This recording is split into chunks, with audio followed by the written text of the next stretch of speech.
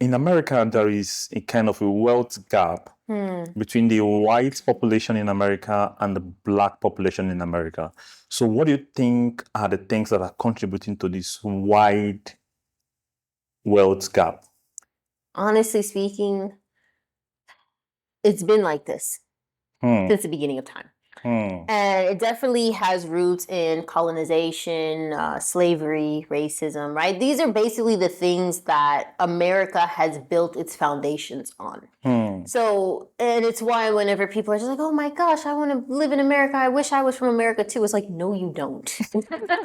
No, you don't. You know, so it's like as a black person living in America and having to compete, especially when you're in high professions like finance, law, becoming a doctor, stuff like this, you are competing with these people. And it's like, you always have to work 1,000 times harder than them in order to be recognized for your talent. Because the thing about America is like they see race and skin color before they actually see talent. And that's a shame. Because it's like I've experienced this way too many times where like I remember this one time I did an interview for this investment banking company. It's a smaller firm. And I vividly remember, like, you know, we have the phone interviews before the actual video interviews. And I had the phone interview with this lady, and it's like, you know, in America, there's this thing called talking white or sounding white. And they usually say this to black people, right? Because everybody has this preconceived notion that black people are loud, ghetto, they don't know how to talk, they always speak in Ebonics, stuff like that. So whenever they hear a well-spoken black person, it's just like, whoa, like, you're different, you know? And children actually used to get bullied in school for stuff like this. But back to the topic, right? So I had this interview over the phone, and I'm talking and mentioning, like, wow, this is so wonderful. We would love to invite you, you know, for the second round. And then we get inside the Google, what is it, Google Meet room. You know, they turn on their camera, I turn on my camera, and it's that split second you see their facial expression change. And it's like, in their mind, they're here thinking, oh, Brianna Etienne is probably this white French-American woman. We can't wait to meet her. And then I turn on my camera screen and it's like, oh, she's black, you know? And it's weird because you can definitely sense the vibe shift from that moment forward. Their, wow, you're so great, you're so amazing, starts to sound a little bit more sarcastic as the call goes on. And it's like, it's very obvious at that point. And it's like, regardless of the accomplishments that I have here in my resume, you're not seeing me for my talent or my merit. You're only seeing me for my skin color, right? And I would say, like, especially in finance, right? You see a lot of white people in America. They have something called generational wealth. Okay? Yes. And it's something that black people genuinely do not have. Why? Because, well, they're maybe not informed. They don't know about it, right? They're not knowledgeable or just straight up ignorant. They don't want to, oh, if I worked hard for this money, my children have to work hard, right? But white people don't have that concept. That's right. They think, oh, I want to build a comfortable life for my children. And these white people, they don't care if they have 35-year-old children still using their money. It's like, oh, as long as I know you're safe and you're comfortable and you're using the money wisely, that's all that matters to me, you know? But white people have generational wealth. And it's why you see in Goldman Sachs, okay? You see all of these summer interns are coming in. They are predominantly white men. Why? Because, well, they already have connections in this finance world. Their uncle's working in the finance division, you know? That's right. Their dad is working next to the CEO. So it's like they have these connections. They have these opportunities because their parents set them up for that. And it's like, it's why I have a little bit of resentment towards them. Because it's like, to the white people that are my age, it's not their fault that their parents was thinking about them, you know? But in my case, it's like, man, I have to fight tooth and nail, man. I have to really work hard. I have to show 1,000 times harder than any other minority that I am who I say that I am, and I have the talent that I say that I have, you know? And it's really hard. So definitely this misinformation or this ignorance that the black community has is what contributes towards this widening wealth gap, right? It's difficult. It's hard. Yeah, you can take some water, please. Yes. I was scared to cough. No problem. Don't understand. So, yeah. Hmm. Yeah. So, in terms of culturally, there are some minorities in America, for example, the Jews, that are known for their saving culture. Like they come to America, the father buys a grocery shop, and before you know it, expands it and hands it over to the next person in line, and before you know it, they grow it into a bigger company. Is there something that blacks are doing culturally that hinders the growth, like the economic growth of Black Americans? Yeah, absolutely. And I don't want to say that all Black people are like this, but there definitely is a type of like ignorance in the community when it comes to stuff like this. And not just the ignorance, but also being like misinformed, just not knowing. Why? Because we as a race, right? We got access to these opportunities that white people been had. Not even how many years ago? Only like what, 70 years ago? You know, so it hasn't been that long of a time for Blacks to have all of the rights and stuff that we have now.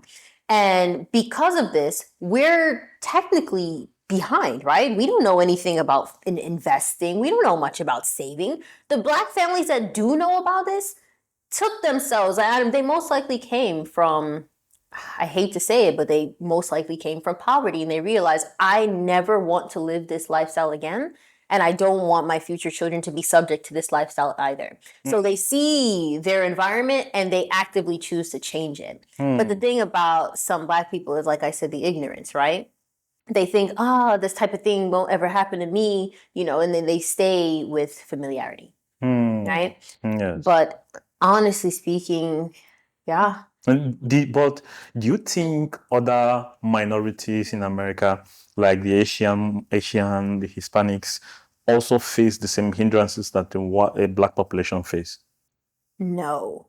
Now, I know that they have their own struggles, so I don't want to play like the struggle Olympics, but I can humbly acknowledge that even though they have their own hindrances, they still get access to a lot more opportunities and stuff than Black people do. Wow. So in America, for example, and this is definitely more evident pre-COVID, but in America, there's something called the model minority myth. And with the model minority myth, it's more aimed towards, like, let's say East Asian people specifically, where they're viewed as second to best to white people. And when you look at it, right, it's just like, okay, that makes sense. It's why you see all of these, like, next to the white men in Asian that are in the, you know, the finance divisions that have the VP level, CEO levels and stuff like that, their counterparts are Asian, right? Mostly Asian men, but you have some sprinkle of Asian women as well, right? So it's why they get access to a lot of these opportunities. They're able to make it far. It's why a lot of migrant families from China, Korea, Japan, etc., they come to America and they're able to make it because of this theory, right? It's also, yes, they have very great talent, very great skill and merit, but like I said, America views skin color first, right? But then if we go down, of course, Indians are next. Of course, Indians are Asians as well, but I'm referring to Indian people as their own category because they dominate the tech field, right? Yes, that's So it's why you see when you go to companies like Google, right? There's a very high population of Indian workers. Why? Because they are very great at engineering. They're very good at these tech things, you know? So it's like white people see this and they profit off of it, right? Hispanic people have their own flair as well, right? And I would say that when it comes to like that hierarchy of like social struggle, Black people definitely are considered bottom tier on that list. And the reason being is because there's a lot of stereotypes against Black people that people hold so dear to their mind. And it's like, it's crazy because other races have their stereotypes as well, but it doesn't necessarily paint them in as bad of a light as it does for Black people. So for example, Black people, the stereotypes, Black people are loud, they're ghetto, and they're this and they're that. And it's like the people take these stereotypes and they apply it to all Black people. It doesn't matter if you're Black American, doesn't matter if you're African American, Caribbean, Black. you all look the same to me, therefore I think you're all loud and ghetto, etc.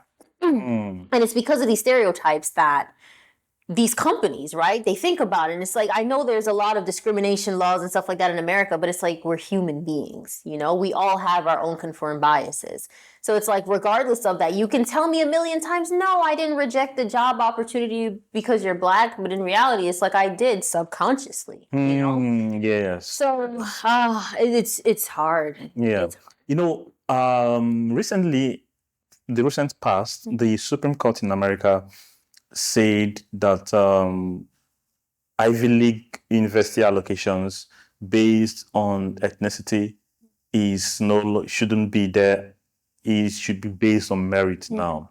So, you know, in terms of bridging the widening wealth gap, the only way to do that is basically through education. Do you think that Supreme Court judgment will hinder more Black people into getting into Ivy League universities? Honestly speaking, I hope it doesn't, but knowing America, it probably would. It probably would. And the reason why is because there's always some type of catch. There's always some type of loophole behind these past laws or something, or policies that seem like they're being catered for the minorities, but in reality, they may be thinking about minorities, but they're not thinking about the Black minorities. They're thinking more about the Asians or the Hispanics or something like that. Because in their mind, they think, oh, Black people don't really care about education at all, right? Because if you see some of these students, these high school students, middle school students, always skipping school, doing drugs or whatever, right? They see like one isolated case and they're just like, wow. It's for everybody. Everybody's like that. All Black people are like that, you know? So it's why, like, a lot of these minority policies, programs that say, oh, yeah, we care about all minorities, it's still mostly catering to the Hispanic, Asian type of minorities that's out there, you know? But I can only hope